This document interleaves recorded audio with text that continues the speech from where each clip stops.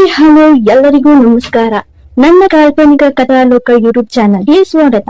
ಇನ್ನು ಯಾರೆಲ್ಲ ಸಬ್ಸ್ಕ್ರೈಬ್ ಆಗಿಲ್ವೋ ಬೇಗ ಸಬ್ಸ್ಕ್ರೈಬ್ ಆಗಿ, ಹಾಗೆ ಮುಂದಿನ ಅಪ್ಡೇಟ್ಸ್ ಗಳಿಗಾಗಿ ಬೆಲ್ ಐಕಾನ್ ಅನ್ನು ಒತ್ತುವುದು ಮರೆಯದು. ಚಾರುಗಾಗಿ ಲಕ್ಕಿಯ ಪರದಾಟ ನೋಡಲಾಗುತ್ತಿಲ್ಲ ಅಲ್ಲಿದ್ದವರಿಗೆಲ್ಲ.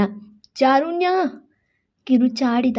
ಅವನ ಸಂಕಟ ನೋಡುತ್ತಿದ್ದ ಕುಡುಕರಿಗೂ ಅವನಿಗೆ ಅವಳೆಂದರೆ ಪ್ರಾಣವೆಂದು ತಿಳಿಯುತ್ತಿತ್ತು. ಜಗಳದಿಂದಲೇ ಶುರುವಾದ ಸಂಬಂಧಕ್ಕೆ ಇಷ್ಟು ಕಾಡುವ ಶಕ್ತಿ ಕೊಟ್ಟವರ್ಯಾರು? ಲಕ್ಕಿಯ ಮನದಲ್ಲೇ ಮೂಡಿದ ಪ್ರಶ್ನೆ. ಚಾರು ತನಗೇನಾಗುವಳೋ ಅರಿಯದವನಿಗೆ ಅವಳ ಅಗಲಿಕೆ ಸಹಿಸುವ ಶಕ್ತಿಯೂ ಇಲ್ಲವೆಂದು ತಿಳಿಯಿತು. ಚಾರು ಚಾರು ಕಿರುಚಿದವನ ಕಣ್ಣು ಕೆಂಪು ಜೊತೆಗೆ ತೇವವೂ ಆದದ್ದು ನಿಜ. ಅವಳ ಫೋನ್ ಕೂಡ ರಿಸೀವ್ ಮಾಡ್ತಿಲ್ಲ ಹುಡುಗಿ. ಅವನಿಗೆ ಭಯಂಕರ ಭಯ ಶುರುವಾಯಿತು. ಸರ್, ಇಲ್ಲೇ ಇದ್ದವರು ಈಗ ಕಾಣಿಸ್ತಿಲ್ಲ ಅಂದರೆ ಮೇಡಮ್ನ ಯಾರಾದರೂ ಕಿಡ್ನಾಪ್ ಮಾಡಿರ್ಬೋದೇನೋ. ಅಲ್ಲಿದ್ದ ಕುಡುಕರು ಇವನ ನೋವಿಗೆ ಸ್ಪಂದಿಸಿದರು. ಸರ್, ಮೇಡಮ್ ಇಲ್ಲೇ ಎಲ್ಲೋ ಇರಬೇಕು ಸರ್, ಆದರೆ ಕತ್ಲಲ್ಲಿ ಗೊತ್ತಾಗ್ತಿಲ್ಲ ಎಂದ ಓನರ್ ಮಾತಿಗೆ ಅವಳ ಮಾತು, ಅವಳ ಬೆದರಿಕೆ, ಅವಳ ಗದರುವಿಕೆ, ಅವಳ ಚಾಲೆಂಜ್, ಅವಳ ನಗು, ಅವಳ ಕೋಪ, ಅವಳ ಸ್ಪರ್ಶ, ಅವಳ ಕೂದಲು ಎನ್ನುತ್ತಾ ಎಲ್ಲವನ್ನು ನೆನೆಯುತ್ತಾ ಕೂತವನಿಗೆ ಇನ್ನು ಕಾಯುವ ಶಕ್ತಿ ಇಲ್ಲ. ಐ ವಿಲ್ ಕಾಲ್ ಪೊಲೀಸ್ ಎನ್ನುತ್ತಾ ಮೊಬೈಲ್ ತೆರೆದ. ಪೊಲೀಸ್ ಸ್ಟೇಷನ್ಗೆ ಕನೆಕ್ಟ್ ಆಗಬೇಕಿತ್ತು. ಲಕ್ಕಿ ಎಂದವಳ ಧ್ವನಿ ಕಿವಿಗೆ ತಂಪು ನೀಡಿತು. ಅತ್ತ ಕಡೆ ನೋಡಲು ಎದುರು ನಿಂತಿದ್ಲು ಚಾರು. ಜೋರಾಗಿ ಕೂಗಿದವ ಓಡೋಡಿ ಅವಳ ಬಳಿ ಬಂದು ಬಾಚಿ ಅಪ್ಪಿದ. ಅವನಪ್ಪಿದ ರಭಸಕ್ಕೆ ಚಾರು ಒಂದೆರಡು ಹೆಜ್ಜೆ ಹಿಂದೆ ಜಗ್ಗಿದಳು. ಅವಳನ್ನ ಅಪ್ಪಿದ ಕೈಗಳಿಗೆ ಮತ್ತೆಂದೂ ಅವಳನ್ನ ಮುಟ್ಟುವ ಅವಕಾಶ ಲಭಿಸದೆ ಹೋಗಿದ್ರೆ ಎನ್ನುವ ಭಯ ಹುಟ್ಟಿತು. ಅವಳನ್ನ ಕಂಡ ಕಣ್ಣುಗಳಿಗೆ ಮತ್ತೆಂದಾದರೂ ಅವಳನ್ನ ನೋಡದೆ ಹೋದ್ರೆ ಎನ್ನುವ ಸಂಕಟ ಶುರುವಾಗಿತ್ತು. ಕಣ್ಮುಚ್ಚಿ ಬಾಚಿ ತಪ್ಪಿ ಸಮಾಧಾನಿಸಿಕೊಂಡನು ಬೀಬಿ. ನನಗೆ ತುಂಬ ಭಯ ಆಗಿತ್ತು ವೈಫಿ. ಮತ್ತೆ ನಿನ್ನ ನೋಡೋಕ್ಕಾಗೋದಿಲ್ವೇನೋ ಅಂತ ಟೆನ್ಷನ್ ಶುರುವಾಗಿತ್ತು. ನಿನ್ನನ್ನು ಬಿಟ್ಟಲ್ಲೋಗಿದ್ದೆ. ಹೇಳೋಗ್ಬೇಕು ತಾನೆ. ಇಲ್ಲಿ ನಿನ್ನ ಹಸುರ ಟೆನ್ಸ್ ಆಗ್ತಾನೆ ಅನ್ನೋ ಪರಿಜ್ಞಾನ ಇಲ್ವಾ? ಹುಚ್ಚ ಇಲ್ಲ ದೌಲತ್ತಾ ಇಲ್ಲ ಧೈರ್ಯನ? ಸಿಡುಕುತ್ತಾ ಬೇಸರಿಸುತ್ತಾ ಕೊಂಚ ಕೋಪ ಕೊಂಚ ನೆಮ್ಮದಿಯಿಂದ ಮಿಶ್ರಿತ ಭಾವನೆಗಳನ್ನು ಬೆರೆಸಿ ವ್ಯಕ್ತಪಡಿಸುತ್ತಾ ಇನ್ಯಾವತ್ತೂ ಈ ಹಸುರನಿಗೆ ಈ ಥರ ಶಾಕ್ ಕೊಡಲ್ಲ ಅಂತ ಪ್ರಾಮಿಸ್ ಮಾಡು ಎಂದು ಕೈ ಚಾಚಿ ಕೇಳಿದ. ಅವನನ್ನೇ ನೋಡುತ್ತಾ ನಿಂತಿದ್ದವಳ ಕಣ್ಣಲ್ಲಿ ಕಂಬನಿ ತುಂಬಿತ್ತು. ಮಾಡು ವೈಫಿ ಎಂದು ಕೈ ಮುಂದೆ ಚಾಚಿಕೊಳ್ಳುವಾಗ, ಮಾಡೋಕ್ಕೂ ಮುಂಚೆ ಉತ್ತರ ಕೊಡು. ನಾನು ಕಾಣಿಸಿಲ್ಲ ಅಂತ ನೀನು ಯಾಕೆ ಫೀಲ್ ಆಗ್ತೀಯಾ? ನಿನಗೆ ಖುಷಿಯಾಗಿರಬೇಕು ಅಲ್ವಾ ಈ ದೊಡ್ಡ ತಲೆನೋವು ಕಡಿಮೆ ಆಯಿತು ಅಂತ. ಆದರೂ ಯಾಕೆ ಫೀಲ್ ಆದೆ? ಯಾಕೆ ಟೆನ್ಸ್ ಆದೆ? ಕೇಳಿದವಳ ಮಾತಿಗೆ, ವೈಫಿ ಅದೆಲ್ಲ ನಂಗೆ ಗೊತ್ತಿಲ್ಲ. ನೀನು ಕಾಣಿಸಿಲ್ಲ ಅಂದರೆ ನನಗೆ ಹಾರ್ಟ್ ಬೀಟ್ ಹೊಡೆಯೋದೇ ನಿಲ್ಲುತ್ತೆ. ನೀನು ಯಾವಾಗಲೂ ಈ ಕಣ್ಣು ಮುಂದೆನೇ ಇರಬೇಕು. ಏನೇ ಇದ್ರೂ ಎಲ್ಲೇ ಇದ್ರೂ ನನಗೆ ನೀನು ಹೇಳಿನೋ ಹೋಗಬೇಕು ಎಂದು ಅವಳ ಮೊಗವನ್ನು ಬೊಗಸೆ ಹಿಡಿದು ಕೇಳಿದ. ಯಾಕೆ ಹೇಳಿ ಹೋಗಬೇಕು? ಯಾಕೆ ನೀನು ಕಣ್ಮುಂದೆನೇ ಇರಬೇಕು ಎಂದು ಅದೇ ವೇಗದಲ್ಲಿ ಪ್ರಶ್ನಿಸಿದಳು. ಯಾಕೆ ಏನು ಗೊತ್ತಿಲ್ಲ, but just do what I say ಎಂದ ಕೋಪದಲ್ಲಿ. ನೀ ನನ್ನ ಬಾಸ್ ಅಲ್ಲ ಹೇಳಿದ್ದು ಮಾಡೋಕ್ಕೆ ಎಂದು ಸಿಟ್ಟಲ್ಲೇ ಉತ್ತರಿಸಿದಾಗ, ವೈಫಿ ಪ್ಲೀಸ್ ಕೋಪ ಬರೆಸ್ಬೇಡ. ಹೇಳಿದ್ದಕ್ಕೆ ಹ್ಞೂ ಅನ್ನೋದು ಕಲಿ ಎಂದವನ ನೇರ ಪ್ರಶ್ನೆಗೆ, ಆ ಥರ ಹೂಗುಟ್ಟೋಕ್ಕೆ ನಾನಿನ್ ಹೆಂಡತಿ ಆಗಿರೋದು ಬರೀ ಇನ್ನ 68 ದಿನ ಮಾತ್ರ ಎಂದಾಗ ಲಕ್ಕಿ ಮಾತು ಕೂಡ ಮೌನ ಕೇಳಿತು. ಒಮ್ಮೆ ಇಬ್ಬರ ನೋಟದಲ್ಲೂ ಹೇಳತೀರದ ಭಾವನೆಗಳು. ಆದರೆ ಹೇಳಲಾಗುತ್ತಿಲ್ಲ ಬಾಯಿಂದ. ಮನವಂತೂ ಗೊಂದಲಕ್ಕೆ ಸಿಲುಕಿದೆ. ಅಲ್ಲಿದ್ದವರೆಲ್ಲ ಅಚ್ಚರಿಯಾಗಿ ಕಂಡ್ರು. ವಧೆ ತಿಂದವರಿಗೆ ಗೊತ್ತು ಲಕ್ಕಿ ಅವಳನ್ನು ಎಷ್ಟು ಪ್ರೀತಿ ಮಾಡ್ತಾನೆ ಅಂತ. ಅವನಿಗೆ ಬೆನ್ನು ಹಾಕಿ ನಿಂತವಳು ಅಳುತ್ತಿದ್ಲು. ಅವಳನ್ನು ತಾನ್ಯಾಕೆ ಅಷ್ಟು ಮಿಸ್ ಮಾಡಿಕೊಂಡೆ ಎನ್ನುತ್ತಾ ಈತನು ಆಲೋಚಿಸುತ್ತಿದ್ದ. ಇಬ್ಬರ ವಿಚಿತ್ರ ಭಾವನೆಗಳನ್ನು ನೋಡಿ ಅಲ್ಲಿದ್ದವರು, ಏನು ಬಾಸ್ ಇದು, ಜಸ್ಟ್ 68 ದಿನ ಹೆಂಡ್ತಿನ? ಇದಂಥ ಪ್ಯಾಕೇಜ್ ಅಪ್ಪ. ಅವಳನ್ನಾಗ್ಲಿಂದ ಹೆಂಡ್ತಿ ಅಂತ ಬೀಗ್ತಿದ್ದ. ಆಗ 68 ದಿನ ಅಂತ ಹೇಳಲೇ ಇಲ್ಲ. ಈ ಆನ್ಲೈನಲ್ಲಿ ಏನಾದರೂ ಪರ್ಚೇಸ್ ಮಾಡಿದ್ರೆ ರಿಟರ್ನ್ ಆಪ್ಷನ್ ಕೊಡ್ತಾರಲ್ಲ ಹಂಗ ಎಂದು ಹಂಗಿಸಿದ್ರು. 68 ದಿನ ಆದಮೇಲೆ ಅವಳನ್ನು ಬಿಡ್ತೀಯಾ? ಬಿಡೋದಾದ್ರೆ ಹೇಳು, ನಾವು ಎಂದವನ ಹಳ್ಳುಗಳು ಅದಾಗಲೇ ಉದುರಿದ್ವು. ಎಲ್ಲರೂ ಕಪ್ಚುಪ್ಪಾದ್ರು. ಇವರ ಭಾವನೆ ಅರಿತವನೊಬ್ಬ, ಗುರು ಡೋಂಟ್ ವರಿ, ಎಲ್ಲ ಸರಿ ಹೋಗುತ್ತೆ. ಮೇಡಮ್ನ ಅಷ್ಟೊಂದು ಮಿಸ್ ಯಾಕೆ ಮಾಡ್ಕೊಂಡೆ ಅಂತ ತಿಳ್ಕೊ, ಎಲ್ಲ ಸರಿ ಹೋಗುತ್ತೆ ಎಂದ. ಹೋಟೆಲ್ ಹಾಳು ಮಾಡಿದ್ದಕ್ಕೆ ಬಿಲ್ ಕಟ್ಟಿ ಹಲ್ಲು ಮುರ್ಕೊಂಡವನಿಗೂ ದುಡ್ಡು ಕೊಟ್ಟು ಅವಳ ಬಗ್ಗೆ ಕೆಟ್ಟದಾಗ ಮಾತಾಡಿದ್ದಕ್ಕೆ ಹಲ್ಲು ಉತ್ತರಿಸಿತ್ತು. ಬಟ್ ಲಕ್ಕಿಗೆ ತಾಳ್ಮೆ ಹೆಚ್ಚಾಗಿದೆ, ಅದಕ್ಕೆ ಇದು ಎಂದು ಅವಳತ್ತ ನೋಡಲು ಕಾರ್ ಬಳಿ ಹೋಗಿ ನಿಂತಿದ್ಲು. ಇವಳ ಮೇಲೆ ಅದೇನು ಫೀಲಿಂಗ್ಸ್ ಇದೆ ಅಂತ ಅರ್ಥನೇ ಆಗ್ತಾ ಇಲ್ಲ ನನಗೆ. ನೋಡ್ತಾ ನೋಡ್ತಾ ಲವ್ ಏನಾದರೂ ಮಾಡಿಬಿಟ್ನಾ? ಅಥವಾ ಮಾಡೋಕ್ಕೆ ಸ್ಟಾರ್ಟ್ ಮಾಡಿದ್ದೀನಾ? ತನ್ನ ಮನಸ್ಸಲ್ಲೇ ಪ್ರಶ್ನೆ ಮಾಡ್ತಾ ಬಂದನು. ಕಾರ್ ಡೋರ್ ತೆರೆದು ಕೂರಲು ಸನ್ನೆ ಮಾಡಿದ. ಆದರೆ ಅವಳು ಯಾಕೋ ಹಿಂದಿನ ಡೋರ್ ತೆರೆದುಕೊಂಡು ಅಲ್ಲಿ ಕೂರಲು ಮುಂದಾದವಳನ್ನು ಎಳೆದುಕೊಂಡು ಆ ಬಾಗಿಲು ಮುಚ್ಚಿ ಅದಕ್ಕೆ ಒರಗಿಸಿದವ. 1 ಗಂಟೆಗೂ ಮುನ್ನ ಚೆನ್ನಾಗೇ ಇದ್ದೆ, ಈಗ ಯಾಕೆ ಕಿತಾಪತಿ ಮಾಡ್ತಿದ್ಯಾ? ಏನಾಯ್ತು? ಅದೇನು ರೋಗ ಬಂತು? ಬೊಗಳು. ಸುಮ್ಮನೆ ಸಿಟ್ಟು ಬರೆಸ್ಬೇಡ ಚಾರುಣ್ಯ. ಲಕ್ಕಿ ಮೊದಲೇ ಕೆಟ್ಟವನು, ಇನ್ನೂ ಕೆಟ್ಟವನಾಗಬೇಕಾಗತ್ತೆ. ಕಿರುಚಿದ ಕೂಗಿಗೆ ಬೆಚ್ಚಿದ್ದು ನಿಜ ಚಾರುಣ್ಯ. ನನಗೆ ನಿದ್ದೆ ಬರ್ತಿದೆ, ಅದಕ್ಕೆ ಹಿಂದೆ ಕೂರ್ತೀನಿ ಎಂದು ಮತ್ತೆ ಕಾರ್ ಡೋರ್ ತೆರೆಯುವ ಪ್ರಯತ್ನ ಮಾಡಲು ಅವಳನ್ನು ಗಟ್ಟಿಯಾಗಿ ಹಿಡಿದ ಬೀಬಿ. ಎಲ್ಲೇ ಹೋಗಿದ್ದೆ? ಬಂದು ಎಲ್ಲೋಗಿದ್ದೆ ಬೊಗಳು. ಇಲ್ಲ ಬಂದು ಮುಂದೆ ಕೂರು ಎಂದನು ದವಡೆ ಬಿಗಿ ಹಿಡಿದು. ಮೊದಲು ನೀನು ಹೇಳಿದ್ದೇ ನಡಿಬೇಕು, ನೀನು ಹೇಳಿದ್ದೇ ಮಾಡಬೇಕು, ನಿಂದೇ ದರ್ಬಾರು ಅನ್ನೋ ದೌಲತ್ತು ಅಹಂಕಾರ ನಿಲ್ಲಿಸು. ಅದಕ್ಕೆ ಯಾರೂ ಬೆದರಲ್ಲ.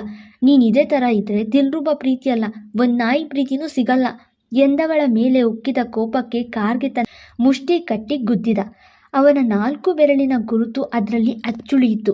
ಹೆದರಿದವಳು ಮಾತು ನಿಲ್ಲಿಸಿ ನಿಂತಾಗ, ಬೇಡ ಕಣೆ, ಈ ಲಕ್ಕಿಗೆ ಯಾರ ಪ್ರೀತಿನೂ ಬೇಡ.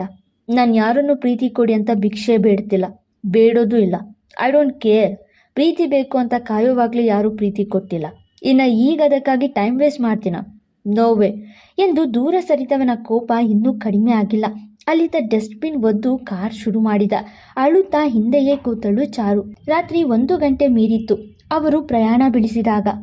ಕೋಪದಲ್ಲೇ ಗಾಡಿ ಚಲಾಯಿಸುತ್ತಿದ್ದ ಲಕ್ಕಿ 1-2 ತಾಸಾದ ಮೇಲೆ ಕನ್ನಡಿಯಲ್ಲೇ ಅವಳಿಗಾಗಿ ಕಣ್ಣಾಡಿಸಿದ. ಅಳುತ್ತಾ ನಿದ್ರೆಗೆ ಜಾರಿದ್ಲು. ಕಾರ್ ಒಂದು ಕಡೆ ಸೈಡ್ ಹಾಕಿ ತನ್ನ ಜಾಕೆಟ್ ಅವಳ ಮೇಲೊದ್ದಿಸಿ, ಅದೆಲ್ಲಿಗೆ ಹೋಗಿದ್ಲಿವಳು? ಬಂದ್ಮೇಲೆ ಯಾಕಷ್ಟು ಕೋಪ ಬರ್ಸಿದ್ದು? ಮನಸ್ಸಲ್ಲೇ ಪ್ರಶ್ನಿಸಿ ಮತ್ತೆ ಕಾರ್ ಚಲಾಯಿಸಲು ಹೊರಟನು. ಮುಂಜಾನೆ 6ರ ಸಮಯ. ಎಚ್ಚರವಾದವಳು ಮೈಕೈ ಮುರಿಯುತ್ತಾ ಎದ್ದಳು. ಆದರೆ ಲಕ್ಕಿ ಮಾತ್ರ ಕಾರ್ ಓಡಿಸುತ್ತಲೇ ಇದ್ದ. ಲಕ್ಕಿ, ಇನ್ನೂ ಎಷ್ಟು ದೂರ ಎಂದಾಗ ಅವಳನ್ನು ಕನ್ನಡಿಯಲ್ಲೇ ನೋಡಿದವ. ಅದು ನೆನ್ನೆ ರೋಡ್ ಮಿಸ್ ಆಯಿತು, ಅದಕ್ಕೆ ಲೇಟ್ ಆಯಿತು ಎಂದವ ಕಾರ್ ನಿಲ್ಲಿಸಿದ. ಈಗ್ಯಾಕೆ ಎಂದಳು ಅಚ್ಚರಿಯಿಂದ. ನನಗೂ ರೆಸ್ಟ್ ಬೇಕು ಮೇಡಮ್ ಎಂದು ಅರಚಿ ಬಾಟಲ್ ನೀರಲ್ಲಿ ಬಾಯಿ ತೊಳೆದುಕೊಂಡು ಮುಖ ತೊಳೆದುಕೊಂಡು ತಲೆ ಮೇಲೆ ನೀರು ಸುರಿದುಕೊಂಡು ಸುತ್ತಮುತ್ತ ಗಮನಿಸಿ ಅಲ್ಲೇ ಕಾಣುತ್ತಿದ್ದ ಟೀ ಅಂಗಡಿಗೆ ಹೋಗಿ 2 ಟೀ ತೆಗೆದುಕೊಂಡು 1 ಗ್ಲಾಸ್ ಅವಳಿಗೆ ಕೊಡಲು ಬಂದಾಗ, ನಾನು ಬ್ರಷ್ ಮಾಡಿಲ್ಲ, ನಂಗೆ ಬೇಡ ಎಂದಳು. ಅದನ್ನು ಸಹ ಅವನೇ ಕುಡಿದು ಪ್ಲಾಸ್ಟಿಕ್ ಗ್ಲಾಸ್ನ ಅಲ್ಲೇ ಇಟ್ಟು ದುಡ್ಡು ಕೊಟ್ಟು ಬಂದು ಮತ್ತೆ ಕಾರ್ ಡ್ರೈವಿಂಗ್ ಶುರು ಮಾಡಿದ. ಇನ್ನು ಎಷ್ಟು ಗಂಟೆ ಬೇಕು ಎಂದಳು. ಇನ್ನು ಮ್ಯಾಕ್ಸ್ 40 ಮಿನಿಟ್ಸ್ ಎಂದ. ತನ್ನ ತಂಗಿಗೆ ಕರೆ ಮಾಡಿ ಮಾತು ಶುರು ಮಾಡಿದ್ಲು. ದಿಯಾ ಎಲ್ಲವನ್ನು ಮುಚ್ಚಿಟ್ಟು ತಾನಾಯಾಗಿರುವೆ ಎಂದು ನುಡಿದಳು. ಚಿಕ್ಕಪ್ಪನ ಆರೋಗ್ಯದ ಕಡೆ ಗಮನ ಕೊಡು, ಓದಿನ ಕಡೆಗೆ ಗಮನ ಹರಿಸು, ಹುಷಾರು ಎಂದು ಕರೆ ಕಟ್ ಮಾಡಿದ್ಲು. ಆಮೇಲೆ ಅಮ್ಮು ಕರೆ ಮಾಡಲು, ಏನಮ್ಮ ಕ್ವೀನ್ ಎಲಿಜಬೆತ್, ಹಳ್ಳಿ ಹೇಗಿದೆ ಎಂದು ಕೇಳಿದ್ಲು ಅಮ್ಮು. ಇನ್ನು ಹೋಗಿಲ್ಲ ಕಣೆ, ಇನ್ನು ಅರ್ಧ ಗಂಟೆ, ಅದು ರಾತ್ರಿ ರೋಡ್ ಮಿಸ್ ಆಗಿದೆ, ಅದಕ್ಕೆ ತಡವಾಯಿತು ಎಂದಳು ಚಾರು. ಫೋನ್ ಒಂದು ಕಡೆ ಬಿಸಾಕಿ ಲಕ್ಕಿ ಜೊತೆ ಟೈಮ್ ಸ್ಪೆಂಡ್ ಮಾಡು. ನಾನು ಹೇಳಿದ್ದು ಗೊತ್ತು ತಾನೆ, ನಿಂಗೆ ಲಕ್ಕಿ ಮೇಲಾಗಿರೋದು ಲವ್ವು. ಸುಮ್ಮನೆ ಓವರ್ ಆ್ಯಕ್ಟಿಂಗ್ ಮಾಡಬೇಡ. ಲಕ್ಕಿಯ ದಿಲ್ಗಿ ರಾಣಿ ಸಿಗೋದು ಡೌಟ್. ಸುಮ್ಮನೆ ನೀನೇ ಎಂದು ಇನ್ನೂ ಮಾತಾಡುವ ಮುನ್ನವೇ, ಅದೆಲ್ಲ ನೀನಲ್ಲ, ರಾಯರು ತೀರ್ಮಾನ ಮಾಡ್ತಾರೆ. ನಾಯಿ ಬಾಲ ಡೊಂಕು ಅನ್ನೋ ಸತ್ಯ ನಿಂಗೊತ್ತಿಲ್ವಾ ಎಂದಳು ತನ್ನ ತೋಳಿನ ಮೇಲಿದ್ದ ಲಕ್ಕಿ ಕೈಗುರುತು ನೋಡಿ. ಅವಳ ಮಾತು ಕೇಳಿ ಅಮ್ಮು ಮನದಲ್ಲೇ, ಅಂದರೆ ಲಕ್ಕಿ ಜೊತೆ ಮತ್ತೆ ಚಾರು ಜಗಳ ಮಾಡಿಕೊಂಡ ಹಾಗಿದೆ. ಏನಾಯಿತು ಎಂದುಕೊಂಡು, ಏನಾಯಿತು ಚಾರು, ಜಗಳ ಆಯಿತಾ? ಕಾರಲ್ಲೂ ಜಗಳ ಮಾಡಿಕೊಂಡ? ಬೇಕು ಅಂತ ಮಾಡ್ತಿಲ್ಲ ತಾನೆ ಎಂದಾಗ, ನಿನ್ನ ತಲೆ, ಅದೆಲ್ಲ ಆಮೇಲೆ ಹೇಳ್ತೀನಿ, ಬಾಯ್ ಎಂದು ಕರೆ ಕಟ್ ಮಾಡಿ ಅವನನ್ನು ನೋಡಲು, ಊರೋರ್ ಜೊತೆಗೆಲ್ಲ ನಗ್ತಾ ಮಾತಾಡ್ತಾಳೆ. ನಾನು ಮಾತಾಡ್ಸಿದ್ರೆ ಮುತ್ತುದ್ರುತ್ತೆ ಇವಳಿಗೆ. ಅಲ್ಲ, ತಪ್ಪು ನಂದ ಇವಳ್ದ. ರಾತ್ರಿ ಎಲ್ಗೋ ಹೋಗಿ ಟೆನ್ಷನ್ ಕೊಟ್ಟು ಬಂದು ಬಾಯಿಗೆ ಬಂದಂತೆ ಮಾತಾಡಿ ಮಾನ ತೆಗೆದು ಈಗೇನೂ ಆಗಿಲ್ಲ ಅನ್ನೋ ಥರ ಇದ್ದಾಳೆ ಎಂದು ಗೊಣಗುತ್ತಿದ್ದದ್ದು ಕಂಡಿತು ಚಾರು ಕಣ್ಣಿಗೆ. ಇದು ಮೃಗಾನೇ, ಅಸುರ ಅನ್ನೋ ಹೆಸರು ಸುಮ್ಮನೆ ಇಡ್ತೀನ ನಾನು? ಕೈ ಮೈ ಬರೀ ಇವನು ಹಿಡಿತಕ್ಕಿ ಎಪ್ಪುಗಟ್ಟೋದೇ ಆಯಿತು. ನನಗೂ ನೋವಾಗುತ್ತೆ ಅಂತ ಇವನಿಗೆ ಅರ್ಥನೇ ಆಗಲ್ವಾ ಎಂದು ಕೈ ಉಫ್ ಮಾಡಿಕೊಂಡು ಸೆರಗು ಮುಚ್ಕೊಂಡು ಹುಡುಗಿ ರಸ್ತೆ ಮೇಲೆ ಕಣ್ಣಾಡಿಸದೆ ಕನ್ನಡಿಯಲ್ಲಿ ಅವಳನ್ನೇ ನೋಡುತ್ತಾ, ಕೂಲಾದಂತೆ ಇದ್ದಾಳೆ ಲಕ್ಕಿ, ಮಾತಾಡ್ಸು ಎಂದುಕೊಂಡು, ನೆನ್ನೆ ಎಲ್ಲೋಗಿದ್ದ ವೈಫಿ ಮೆತ್ತಗೆ ಕೇಳಿದ. ಸೋಲೋದು ಸ್ವಲ್ಪ ಕಲಿತ ಹಾಗಿದೆ ಬೀಬಿ. ತನ್ನ ಮೈಕೈ ಬಗ್ಗೆ ಕೇಳದೆ ಮತ್ತೆ ಅದೇ ಪ್ರಶ್ನೆ ಕೇಳ್ತಾನೆ ಎಂದುಕೊಂಡು, ನೆನ್ನೆ ಯಾಕೆ ಬೀಳಾದ್ರೆ ನೀವು ಅಂತ ಹೇಳಿ ಮೊದಲು ಹಬಿ ಎಂದಳು. ಇವಳ ಹತ್ರ ನಾನು ಉತ್ತರ ಕೊಡೋವರೆಗೂ ಉತ್ತರ ಸಿಗಲ್ಲ ಎಂದು ತಿಳಿದವ, ಗೊತ್ತಿಲ್ಲ, ಬಟ್ ಫೀಲ್ ಆಗುತ್ತೆ ವೈಫಿ ಎಂದನು. ಫೀಲ್ ಆಗುತ್ತೆ, ಆದರೆ ಯಾಕೆ ಅಂತ ಗೊತ್ತಿಲ್ಲ ಎಂದವನ ಮಾತಿಗೆ ಮೊದಲು ಅದರ ಅರಿವು ಮೂಡಿಸಿ ಪ್ರಶ್ನೆ ಕೇಳು ಎನ್ನುವ ರೀತಿ. ಹಾಗಾದರೆ ನನಗೂ ದಾರಿ ತಪ್ಪಿ ಎಲ್ಲೋ ಹೋಗಬೇಕು ಅನ್ನಿಸ್ತು, ಹೋದೆ. ಹಬ್ಬಿ ಎಂದಳು. ನಂಗೊತ್ತು ವೈಫಿ ನೀನು ಉತ್ತರ ಕೊಡೋಲ್ಲ ಎಂದುಕೊಂಡು. ನೀನು ಹಠ ಬಿಡಲ್ವಾ ವೈಫಿ ಎಂದ. ನೀನು ಉತ್ತರ ಕೊಡೋವರೆಗೂ ನಾನೇನು ಹೇಳಲ್ಲ ಎಂದುಕೊಂಡ ಹುಡುಗಿ, ನೀವು ಕೂಡ ಬಿಡಲ್ಲ ಅಲ್ವಾ ಹಬಿ ಎಂದಳು. ಅವಳ ಮಾತಿಗೆ ಕಿರಾತಕನ ಹಾಗೆ ನಗು ಬೀರಿ, ಆಯಿತು ನೀನು ಹೇಳಬೇಡ, ನಾನು ಹೇಳಲ್ಲ, ಅಲ್ಲಿಗೆ ಆ ಚಾಪ್ಟರ್ ಕ್ಲೋಸ್ ಮಾಡೋಣ, ಇದೇ ಮುನ್ಸು ಕಂಟಿನ್ಯೂ ಮಾಡಬೇಡ ಪ್ಲೀಸ್ ಎಂದ. ನಾನೆಲ್ಲಿ ಕಂಟಿನ್ಯೂ ಮಾಡಿದ್ದು, ನಾನು ಆ ವಿಚಾರ ತೆಗಿತಾನೇ ಇರಲಿಲ್ಲ, ನೀನೇ ತಾನೇ ಶುರು ಮಾಡಿದ್ದು ಎಂದಾಗ, ಹೌದು ಎಂಡ್ ಕೂಡ ನಾನೇ ಮಾಡಿದೆ, ಓಕೆನಾ ಎಂದ.